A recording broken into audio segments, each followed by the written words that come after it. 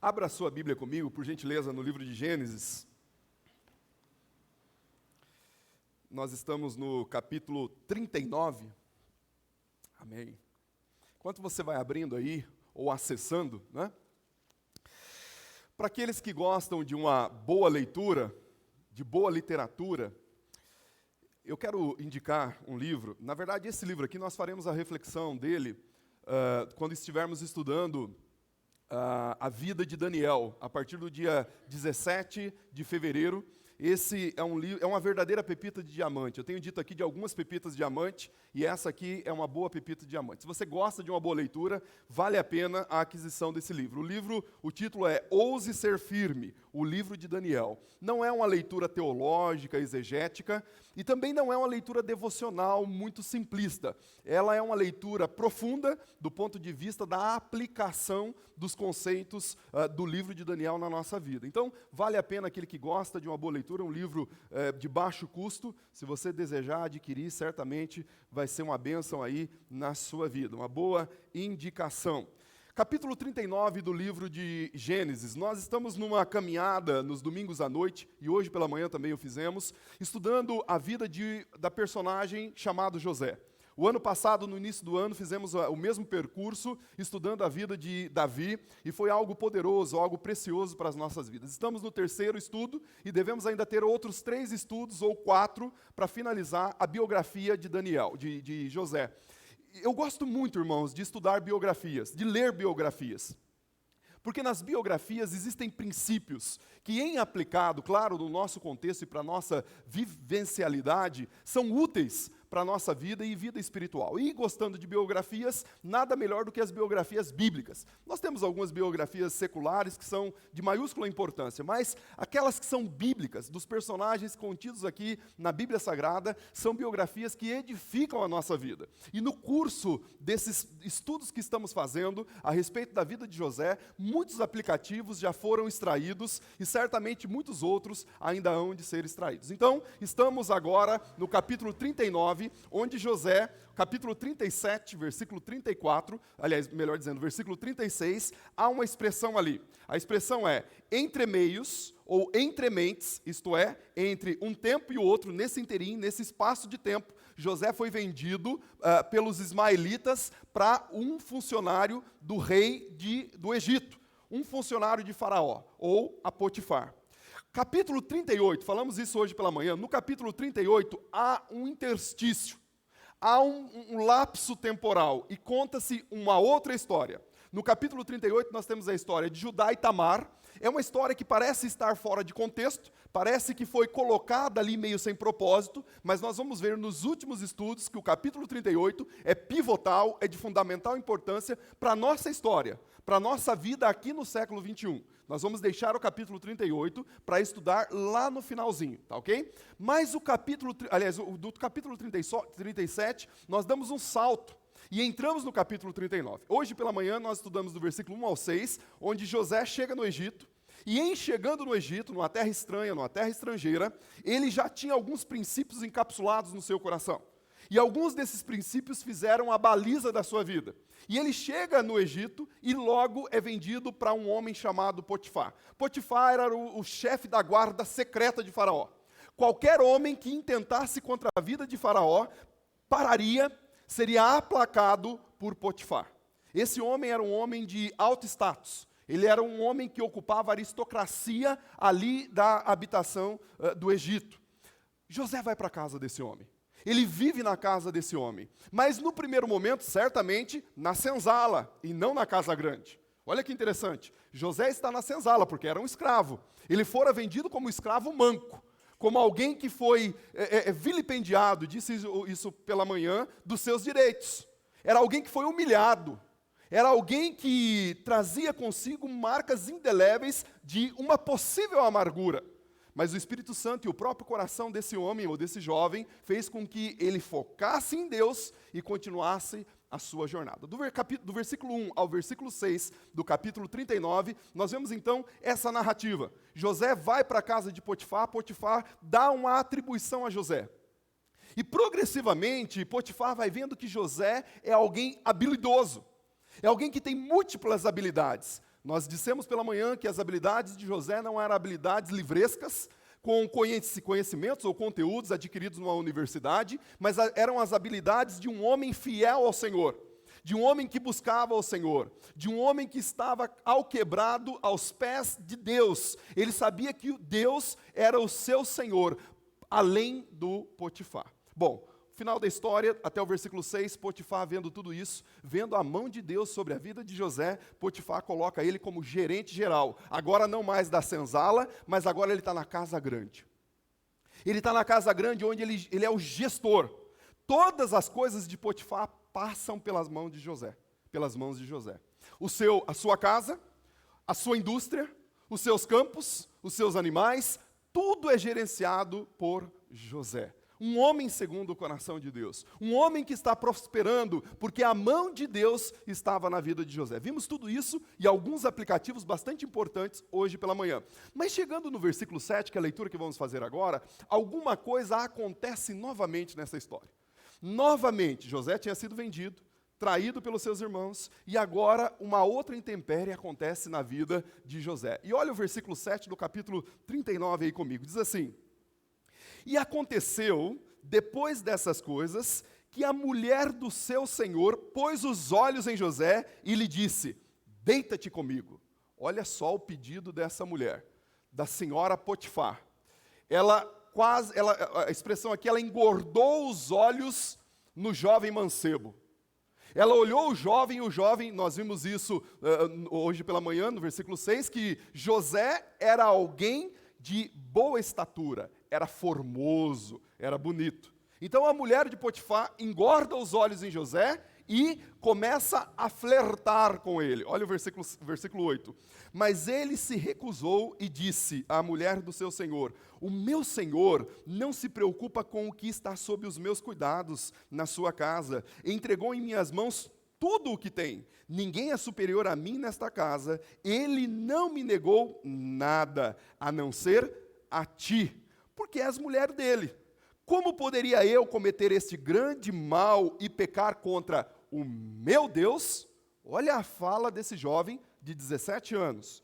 Entretanto, ela insistia com José dia após dia. Ele, porém, não lhe dava ouvidos para se deitar com ela, nem para estar com ela. Mas certo dia sucedeu que ele entrou na casa para fazer o seu serviço, e nenhum dos homens da casa estavam dentro.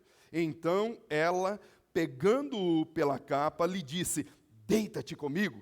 Mas ele, deixando a capa na mão dela, saiu correndo para fora. Quando ela viu que ele havia deixado a capa em sua mão, fugindo, chamou os homens de sua casa e lhe disse: Vede, meu marido trouxe um hebreu para nos insultar. Ele tentou deitar-se comigo, mas eu gritei. Quando ele ouviu que havia levantado a voz e começado a gritar, deixou aqui a sua capa e saiu fugindo para fora. Ela guardou a capa consigo até o senhor dele voltar para casa. Então ela repetiu as mesmas palavras. O servo hebreu que nos trouxe aproximou-se de mim para me insultar. Mas quando levantei a voz e gritei, ele deixou a capa comigo e fugiu. Ouvindo seu senhor as palavras da sua mulher, que a sua mulher havia lhe contado, teu servo lhe fez assim, e a sua ira então se acendeu. Então o senhor de José o tomou e o lançou no cárcere, lugar que os presos do rei estavam encarcerados, e ali ficou.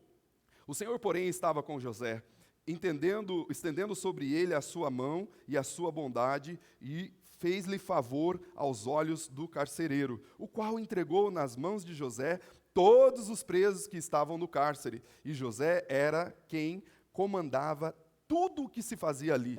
E o carcereiro não se preocupava com coisa alguma que estava nas mãos de José, pois o Senhor estava com ele e fazendo prosperar em todas as suas empreitadas. Feche seus olhos por mais um instante. Pai, em nome de Jesus, aplica a Tua palavra lida agora no nosso coração. Essa é a oração que fazemos. Amém e amém. Eu li uma história no livro que inclusive indiquei para os irmãos sobre a vida de José, uma história bem interessante, de um fazendeiro que procurava um funcionário para sua empresa ou para sua fazenda. E esse fazendeiro, então, fazia algumas entrevistas com alguns jovens, e um dos jovens chamou muito a atenção desse fazendeiro. E ele chamou, então, esse jovem para fazer a entrevista, e fazendo a entrevista, ele perguntou quais eram os predicados desse jovem. Quais eram as qualidades desse jovem. E o jovem disse o seguinte: olha, quando o vento sopra, eu posso dormir. Eu durmo quando o vento sopra.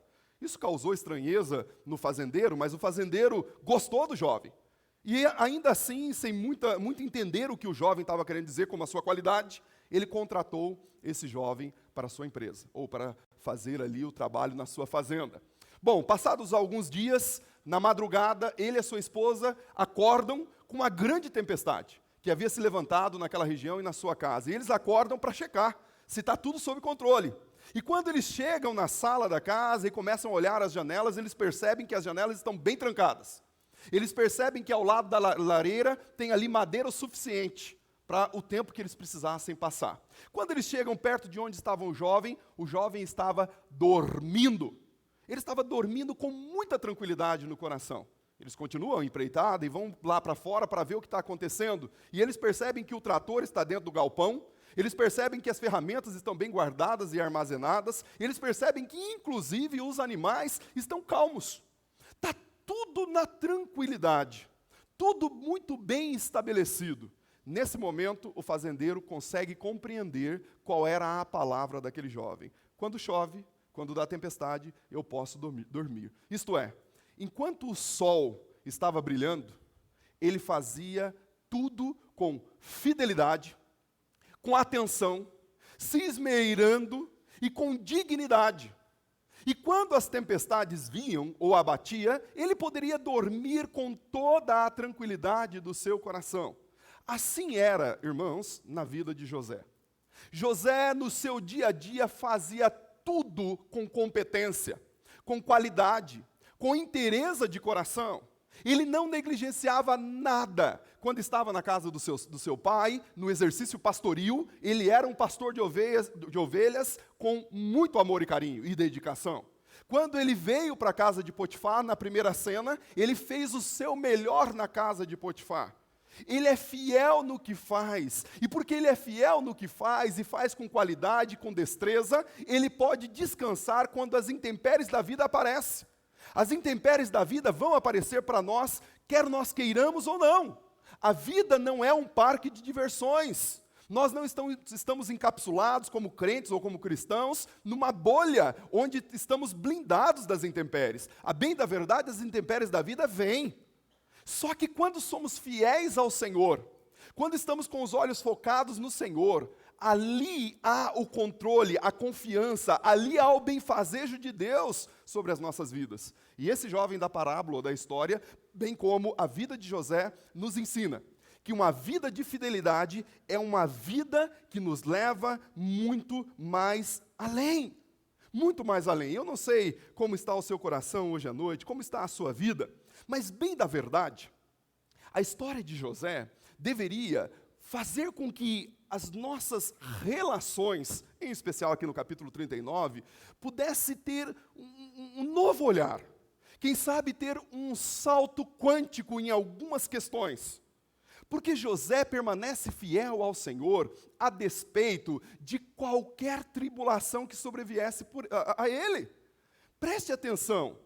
Do versículo 7 ao versículo 12, ele vai mostrar a fidelidade ao seu Deus diante da grande tentação que se lhe apresentou. O versículo 6, que nós não lemos, vai dar conta que José era um jovem, um mancebo bonito, um homem muito bonito, e não que eu saiba, tá? Empiricamente, mas teoricamente eu sei, mas a beleza, ela incomoda. Beleza incomoda, não é? Gente, só o fato da pessoa ser bonita, onde ela chega, ela incomoda.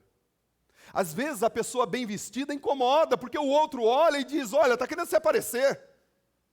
Às vezes o bonito, só o fato de chegar numa determinada ambiência, aquele impacto da beleza causa. E foi o caso de José. José, ele chega naquela casa e a mulher de Potifar vê nele algo diferente. Era a beleza. Eu sei que alguns aqui estão dizendo, não, para mim encaixa, para o pastor não encaixa empiricamente, mas para mim encaixa. Eu já tive problema com a minha beleza. No meu caso não tive não, tá? Mas José teve. José era belo.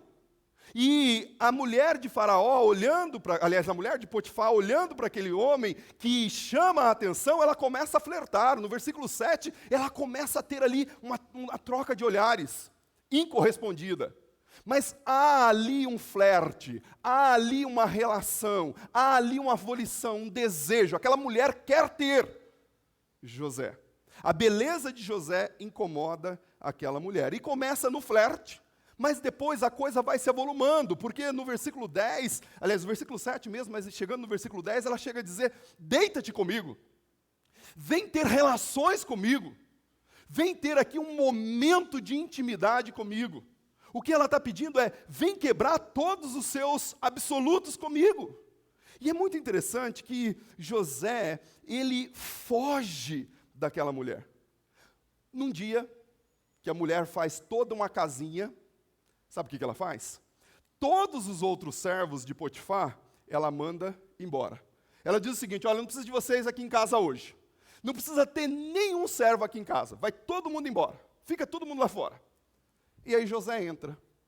Olha que interessante, quando José entra naquela casa, ela sozinha, quem sabe fazendo uso dos seus atributos femininos, e a Bíblia Sagrada não deixa, ou não dá margem para entender que ela era uma mulher feia, pelo contrário, as mulheres egípcias naquele contexto eram famosas porque eram muito belas, então certamente usando os seus atributos, quem sabe um bom perfume, quem sabe uma roupa chamativa, ela pega, faz toda uma ambiência, e quando o Zezinho chega, o Zezinho vai entrando, e na hora que ele entra, ela já havia percebido que na fala ela não ia conseguir, ela puxa.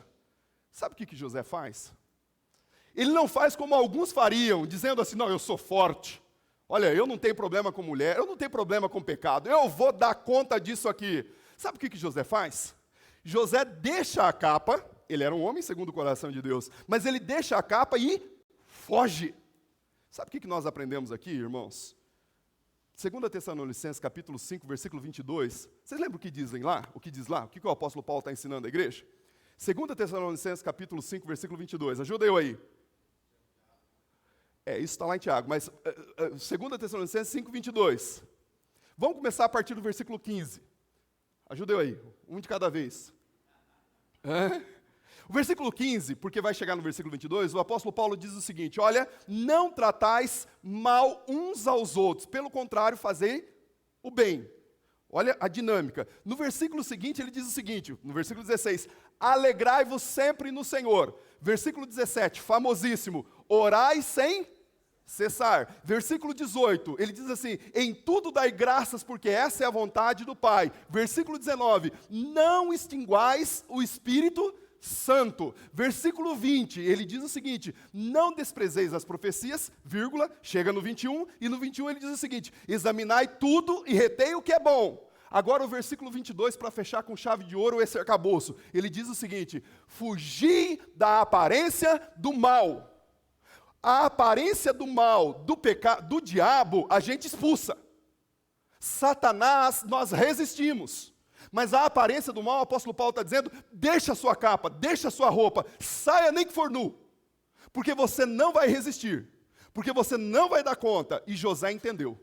José entendeu que ele precisava nem que fosse deixar a sua capa, porque se ele ficasse ali, ele podia transigir com os absolutos do Senhor. Irmãos, aqui tem um princípio poderoso para nós. Diante da tentação da carne, fuja. Não flerte, não fique, não ache que você é portentoso, poderoso, habilidoso. Vá embora. É isso que o texto bíblico acaba de dizer para nós. José foge.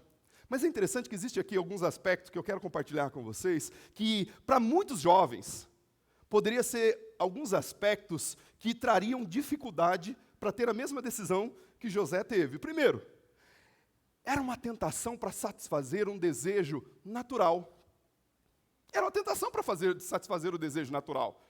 Afinal de contas, o ser humano, ou Deus criou o ser humano um ser sexual, certo? Então era para satisfazer um desejo natural. Outra coisa muito interessante, José estava longe de tudo. Estava longe de tudo. E alguns poderiam dizer assim, olha, se Deus me criou um ser com essas volições, um ser com libido, então eu posso muito bem fazer do meu prazer nessa área o que eu quiser. Irmãos, Deus tem uma outra opinião sobre isso. E José sabia. Deus tem uma outra opinião sobre isso. 1 Coríntios capítulo 6, do versículo 18 ao versículo 20, o apóstolo Paulo vai dizer o seguinte, olha, fugi, saia de perto da imoralidade. Saia de perto da imoralidade, porque quem peca os outros pecados, peca para fora. Mas nesse tipo de pecado que José poderia ter entrado, peca para dentro, contra si mesmo, contra, no caso aqui, o cônjuge, e também contra Deus. Aliás, a escala é o inverso. Peca contra o Senhor, então foge. Não sabei vós que vocês são templo do Espírito Santo, o qual Cristo morreu e se entregou por vocês? Olha a dinâmica. Parece-me que José, pela luneta, falei isso hoje pela manhã, pela luneta da revelação divina, ele conseguiu capturar essa informação lá do Novo Testamento. Ele conseguiu entender que esse absoluto era algo que ele devia agasalhar no seu coração. O apóstolo Paulo, inclusive, vai dizer para o jovem o seguinte, jovem Timóteo, 2 Timóteo, capítulo 2, do versículo 8 em diante, ele diz o seguinte, olha, fugi das paixões da mocidade, buscai o amor, a fé e a paz. Olha o entendimento aqui da fidelidade do coração de José. José estava sendo fiel a Deus diante das maiores dificuldades que ele podia encontrar. Novamente, ele estava sozinho, numa terra que ele não conhecia ninguém, ninguém o conhecia. José faz ao contrário de algumas pessoas. Alguns vendedores, ou algumas pessoas em trânsito, fazem coisa na estrada que não fariam em casa. Alguns jovens fazem coisa em festas, parentes, baladas, que não fariam em casa. Não José. Não José. José capturou o que o sábio Salomão falaria. Capítulo 15, versículo 3 do livro de Provérbios. Os olhos do Senhor estão atentos sobre a terra, olhando os maus e os bons. Ele capturou o que o escritor aos Hebreus diria lá no capítulo 4, versículo 13, dizendo o seguinte, não há nenhuma criatura oculta aos olhos de Deus, todos estão patentes aos olhos do Senhor. Então ele disse no seu coração, olha, talvez Faraó nunca fique sabendo desse caso, mas o meu Deus saberá. O pecado é contra o meu Deus. E aí ele decide ser fiel. Irmãos, aqui nós estamos falando de um ponto específico, mas isso nós podemos dilatar e ampliar, ramificar para todas as áreas das nossas vidas. Não é só nesse pecado, não, é para todas as áreas da nossa vida. Deus conhece. Pastor Maico pregou aqui uma mensagem no Salmo 139 que diz que Deus nos esquadrinha e Ele faz como que se pegasse a gente do avesso, virasse a gente do avesso, olha por trás e por diante. Ele tem a dimensão profunda, o âmago do nosso ser.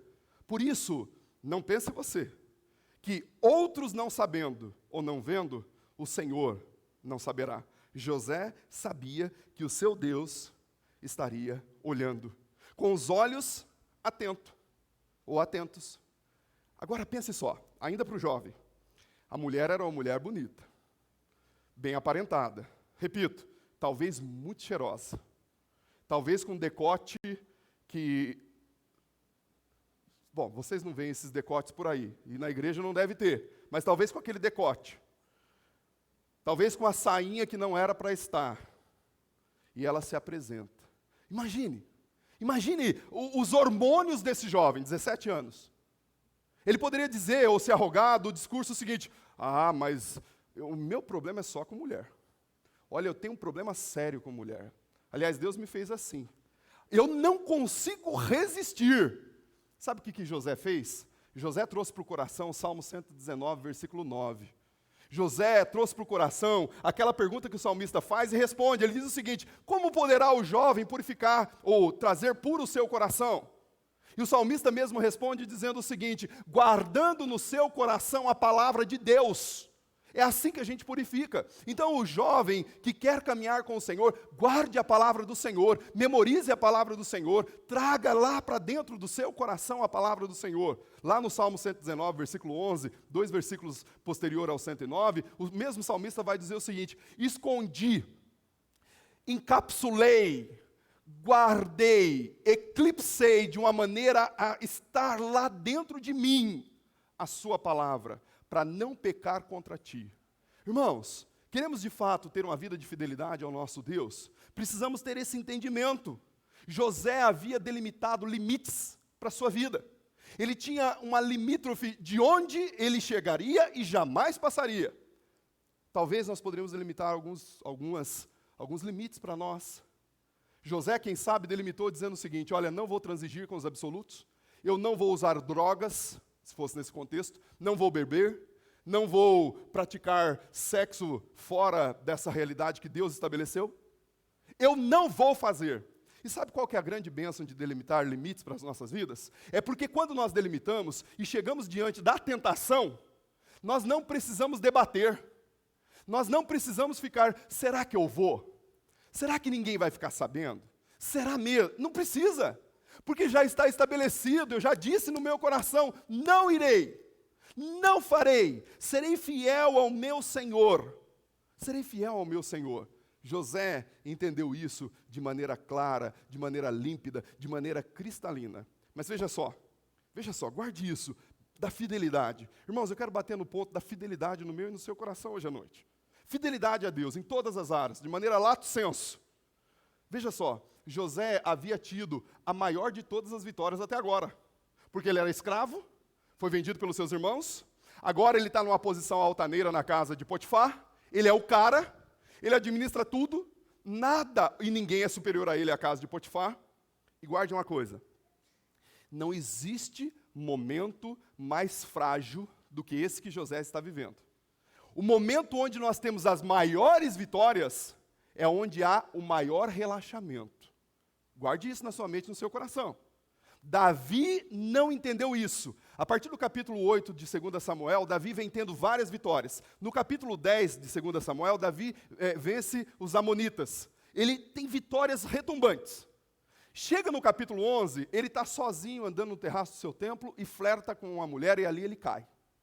Porque ele achou que as vitórias dele, do passado, auferiria a ele vitórias no futuro.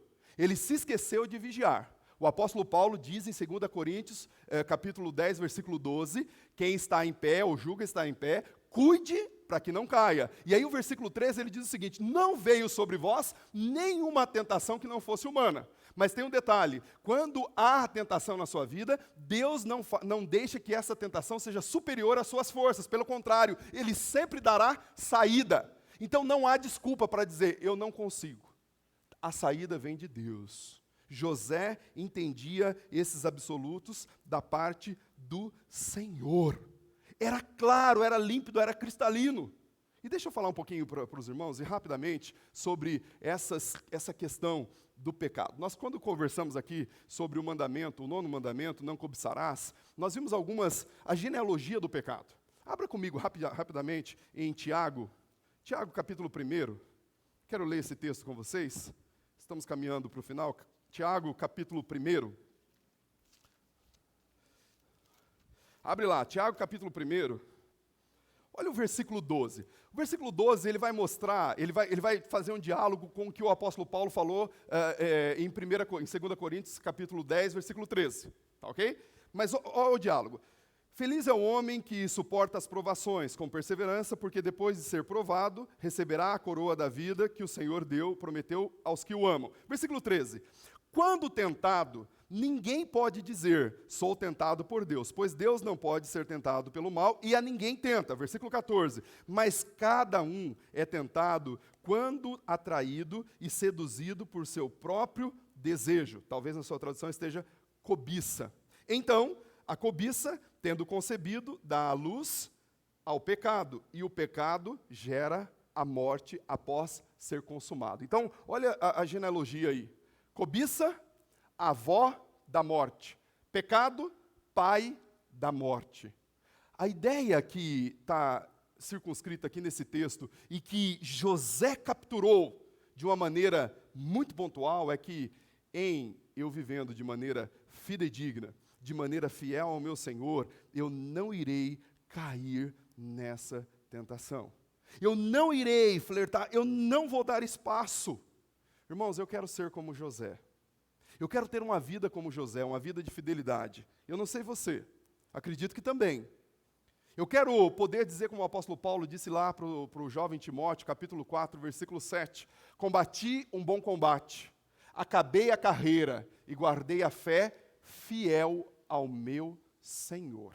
A fidelidade de José nos ensina que mesmo nos momentos de maiores tribulações, de maiores dificuldades, nos momentos que as coisas parecem que não vai dar, quando eu sou fiel ao Senhor, o Senhor sempre me dá um escape. Eu fico imaginando essa mulher, imagine essa mulher, ela tenta, e alguém disse uma expressão, não sei se é verdadeira, mas disse uma expressão, que ninguém conhece a ira de uma mulher rejeitada.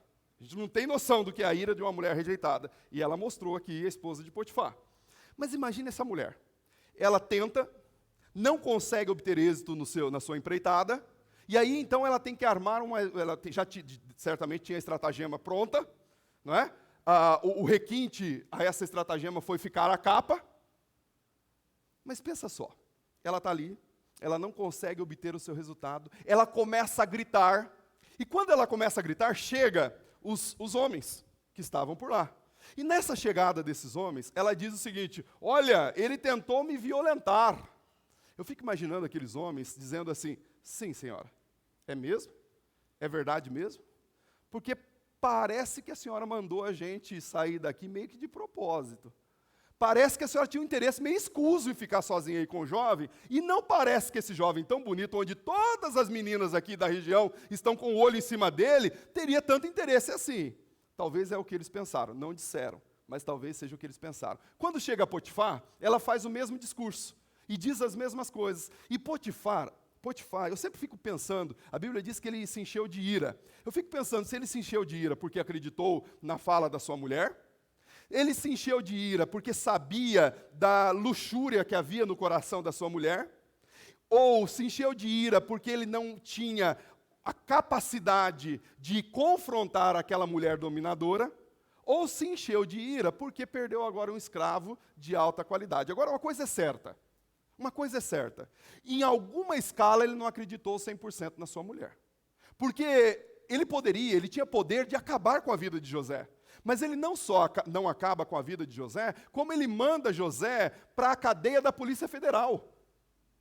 Ele manda José para uma cadeia só da alta. E José não vai lá no cadeião. Ele não vai lá naquela penitenciária suja. Ele vai onde ficavam os presos do rei, da aristocracia.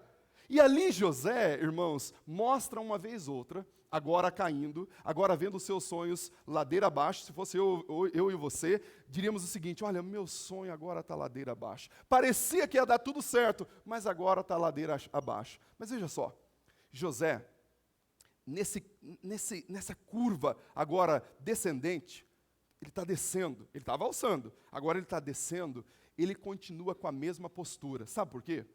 Porque a fidelidade de José não dependia da circunstância que ele estava passando. Não dependia da dor que ele estava sofrendo. Talvez se fosse eu e você, sendo traído pelos irmãos, que deveriam amá-los, ou sendo traído agora pela esposa de Potifar, diria o seguinte: olha, eu vou me defender com todas as unhas agora. Talvez eu e você tecêssemos uma defesa ao nosso favor. Mas José novamente permaneceu tácito, quieto, sem desferir uma só palavra ao seu favor. Ele poderia agasalhar no coração o desejo de, em algum momento, em havendo possibilidade, se vingar. Se fosse eu e você, poderíamos pensar assim: eu vou me vingar. Na primeira oportunidade, eu vou me vingar dessas pessoas que estão me traindo. Na primeira oportunidade, eu vou fazer alguma coisa para machucar essas pessoas também. Quero ver. E ele teve a oportunidade.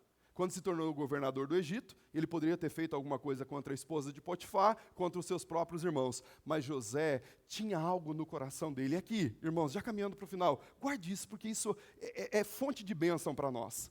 Quando você for injustiçado, quando você for injustiçada, saiba de uma coisa, continue sendo fiel ao seu Deus. Viva uma vida de fidelidade ao seu Deus. Não há nada que cale mais a boca dos críticos mentirosos e fofoqueiros do que uma vida de fidelidade a Deus. Quando você vive com fidelidade a Deus, tudo isso não passa de cortina de fumaça e a sua vida vai continuar glorificando a Deus. Foi o que José fez, o entendimento desse homem. E ele chega naquela prisão e ao invés de estar cabisbaixo, deprimido, com um comportamento, quem sabe, histriônico, ou histérico, ou todo chateadão, sabe o que ele faz? Ele vai novamente começar do zero, mas novamente fazer o seu melhor. Ele faz o seu melhor por onde ele passa. Capítulo 5 de Efésios, capítulo 5, chegando para o capítulo 6, é exatamente o que o apóstolo Paulo diz. Quando você estiver numa empreitada, faça o seu melhor como se fosse para o Senhor. É assim a nossa vida e a vida de José nos ensina. E ele faz aquilo com amor, com competência. E a Bíblia vai dizer no versículo 21 e versículo 23 que o Senhor estava com ele. Era o Senhor quem o prosperava, era o Senhor que abençoava. Não eram as habilidades dele, embora tinha muitas, mas era a competência vinda do Senhor pela sua fidelidade, pelo seu coração. João capítulo 16, versículo 33 diz assim: no mundo tereis aflições, no mundo você vai ter mulher de Potifar, no mundo você vai ter os 11 irmãos, aliás, os 10 irmãos que traíram José, no mundo você vai ter o copeiro e o padeiro que se esqueceram de você, no mundo você vai ter uma miríade de problemáticas, mas saibam de uma coisa, Jesus dizendo, eu venci o mundo, e eu estou com você. Não deixe o seu coração amargurar-se, não deixe o seu coração azedar com os percalços da vida. Jeremias capítulo 17, versículo 3, vai dizer que não existe nada tão irremediável que o coração do homem. O coração humano é mentiroso, por essência. A gente acha que está sentindo uma coisa, mas está sentindo outra. E aí, a ideia aqui de José é, foque os seus olhos no Senhor. Capítulo 8, versículo 18 de Romanos vai dizer que a minha leve tribulação, momentânea tribulação, reverberará em peso de glória. É o que o apóstolo Paulo vai dizer também em 1 Coríntios. Então, está passando por dificuldade agora? Você está passando por algumas intempéries da vida? Como está a sua vida? Estando em momentos como esse, saiba de uma coisa, o Senhor está contigo. E tem um detalhe, Potifar, olhando para a vida de José, ele viu que a mão de Deus estava na vida de José. Ele viu que José expelia positivamente um brilho, um aroma, um cheiro que era diferente. Ele via que a prosperidade estava na vida de José. O carcereiro, chefe da cadeia, da Polícia Federal, ele via que José expelia alguma coisa diferente.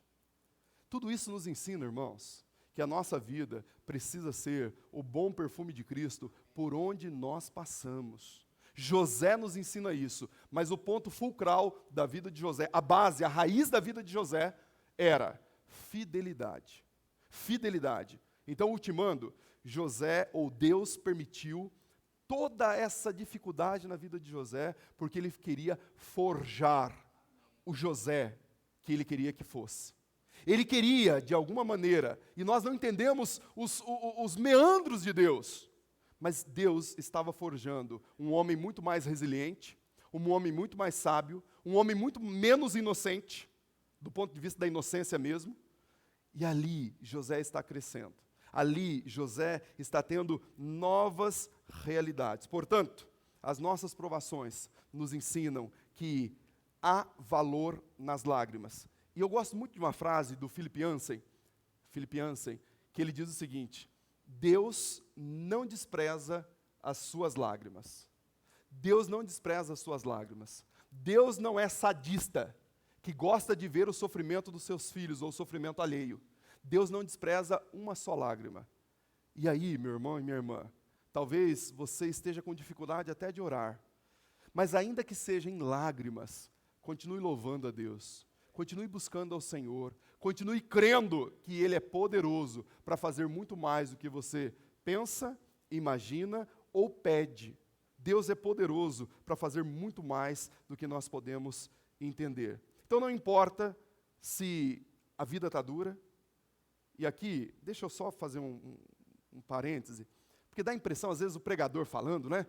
Esse camarada está falando aí, talvez certamente ele não está vivendo o que eu estou vivendo. Ele não está vivendo a dor que eu estou vivendo. Essa história de falar que não importa. Irmãos, todos nós temos as nossas dificuldades, as nossas dores. E a vida é dura para todos nós. Mas a verdade rotunda da Bíblia Sagrada é que mesmo na tribulação, mesmo na dureza da vida, o Senhor está com você.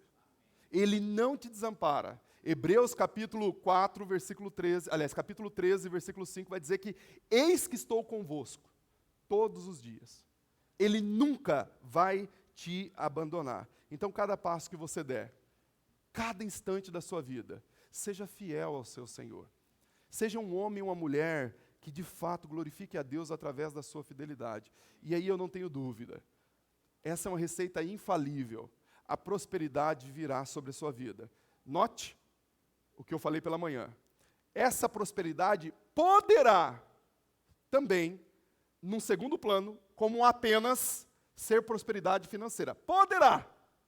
Mas a maior de todas as prosperidades, ela é imaterial. Começa com a salvação, com a santificação, com as bênçãos oriundas disso. Capítulo 1 de Efésios, versículo 3. Todas as sortes de bênçãos. Isso tudo vem da nossa fidelidade a Deus. Da nossa fidelidade a Deus. Nós podemos não sermos fiéis a Ele. Ele continua sendo fiel a nós. Mas quando somos fiéis a Ele, glorifica ainda mais o seu nome. Eu quero glorificar a Deus com a minha vida. E eu gostaria muito que essa mensagem, ou essa olhadela para a vida de José, servisse para você ter uma realidade de vida mais ampliada, no que tange respeito à fidelidade. Amém? Vamos colocar em pé, nós vamos fazer uma oração nesse momento, e o grupo de louvor vai nos conduzir na última canção de louvor e adoração ao nosso Deus.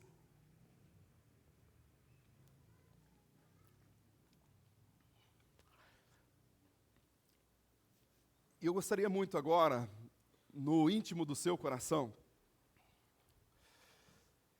que você pudesse fechar os seus olhos, caso você sinta a vontade para isso, e prescrutar,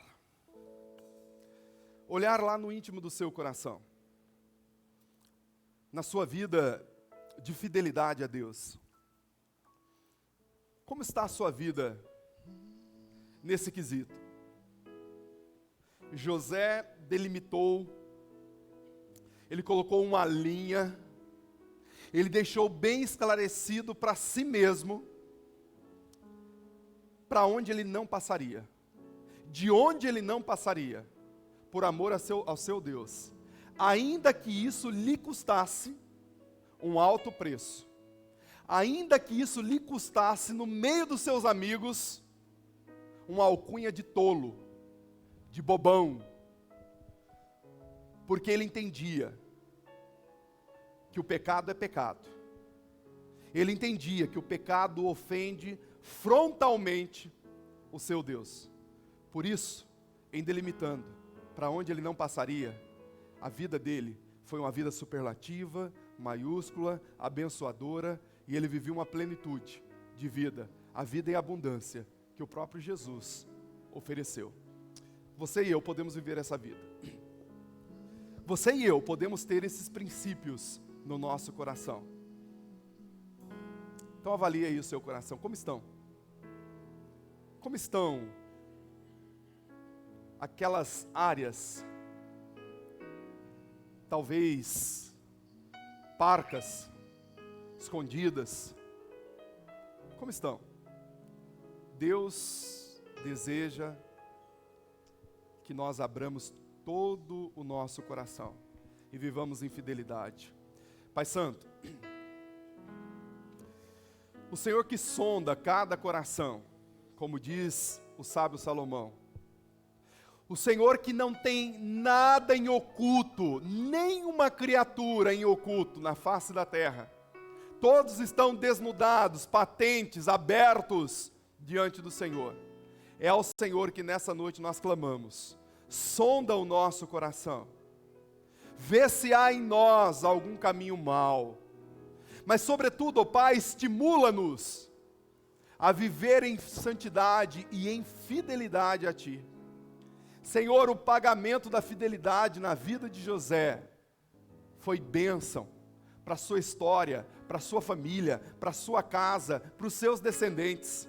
E o Pai, não é diferente para nós, quando somos fiéis ao Senhor, a despeito de qualquer dificuldade que se levante em nossa direção. Pai, o Senhor nos abençoa.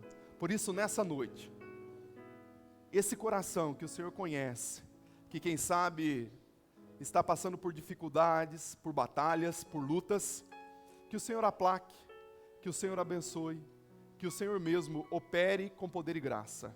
Em nome de Cristo Jesus, o nosso Senhor, é que nós oramos. Amém.